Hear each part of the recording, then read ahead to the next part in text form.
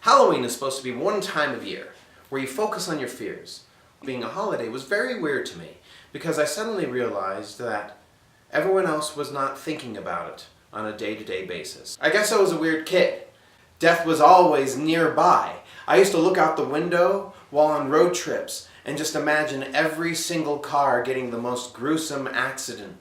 I had a very vivid imagination. Most of the time, seeing through my brain is like watching a new Final Destination movie every single day. I wanted to be a paranormal investigator.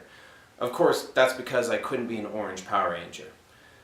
But until I found out that paranormal investigators are not scientists, they don't even know the scientific method. They just see the cup falling off some shelf and they immediately assume that, oh, it must be a ghost, or an alien, or a demon. It could be none of those things. It could be one of those things, or even better, it could be something way worse than any of those three things combined. I got really angry. As I pursued the paranormal, I realized that science was going to answer those questions. And as I pursued science, there was no thing that couldn't be explained as just a normal thing. And then that normal thing became the most mind-blowing, fantastical things of the cosmos and universe. Ghost stories were my favorite time of bedtime story. I would read true crime like OJ. I would watch horror films like Child's Play and Puppet Master and The Cocaine Man. Never heard of The Cocaine Man? The Cocaine Man all hopped up on cocaine. They have the mirrors that they cut their cocaine on. And then he comes out of the mirror and he's like, I'm Cocaine Man. And he throws cocaine in your face and makes you swallow it. And there's one scene in the movie, one scene where he gets a bag of cocaine and he just pours it down this woman's throat. Like, it just down her throat. And then there's this part where Cocaine Man, you go into the bathroom and you're like, you have your cocaine lined up and you go, Cocaine Man. Cocaine. Oh, it's so good. It had really great practical effects. It was a good movie. Look it up. It's from the 80s. There's 6 VHSs of it out there. I loved Addams Family. I loved Addams Family Values. I mean, Wednesday Addams, she was my first crush. And Morticia Addams. Man, if you weren't absolutely enchanted with Morticia Addams' eyes, you were not paying attention.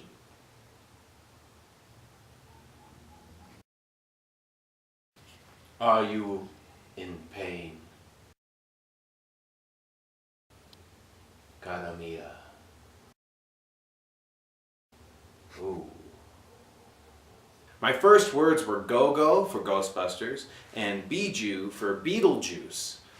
I'm pretty sure I shouldn't have been watching either movie when I was that age.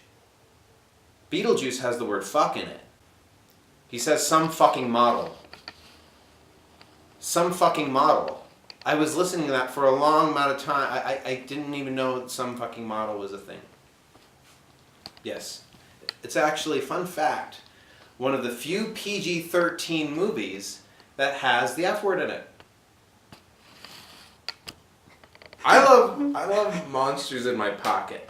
I used to collect these little things. Wait, be back. He's gonna get his monster. Oh yeah, these are cool. There's the Hunchback of Notre Dame. He's not an actual monster. He's just a guy with a deformity. This is a golem. It's designed like a Montezuma golem or something from Mayan civilization. I guess it's cool. Technically, golems are Jewish. This guy is a vampire, and you know he's a vampire because he has a glowing fist. I wish that I could befriend them, all of them, and I wanted to give them names, and I wanted to have little pet monsters. I wanted a little pet basilisk. You know, a gecko basilisk that you can just sort of have it crawl on your back and be like, oh no, you can't look at it. You can't look directly in the eyes. That would be cool. Or a pet harpy.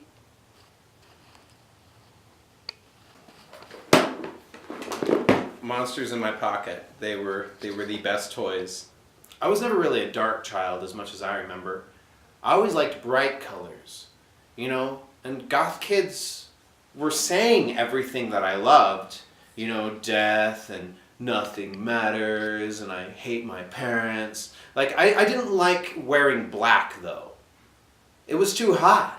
But God stuff was cool. Like Nightmare Before Christmas.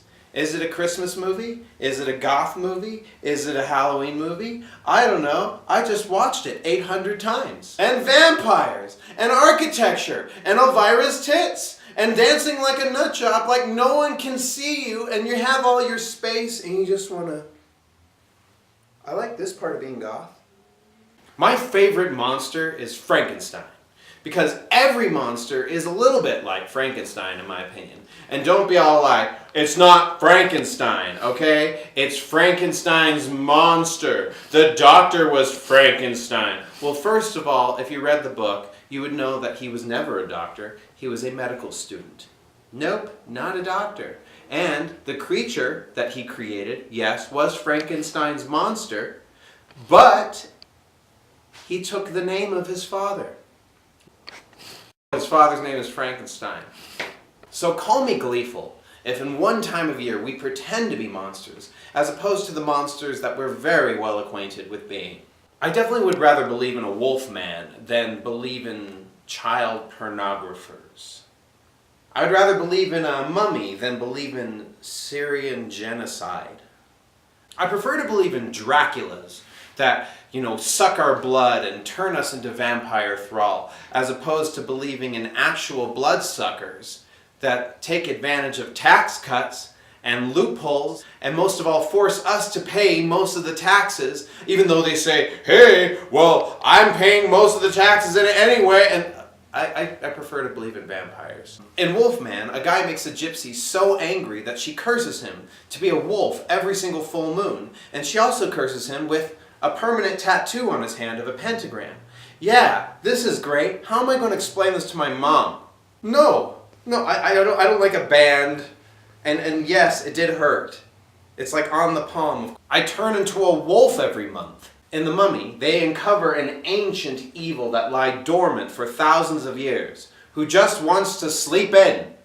The Invisible Man is about a pervert who loves chemistry. Blade 2 is really cool because they have these vampires that split open their mouths. This is Halloween. This is the holy day of death. And I believe on the holy day of death, we should at least try to think about death, to ask these questions. We should ponder our mortality. We should ponder about death. Let's imagine all the ways that we could die at any second and not be afraid.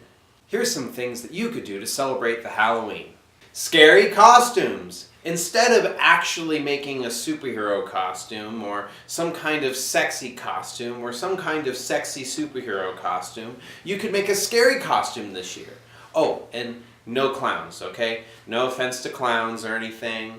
It's just they're very popular this time of year, and I understand it's a scary costume, but remember there's a lot of people out there that are prejudiced towards clowns, and they all own guns. Happy Halloween!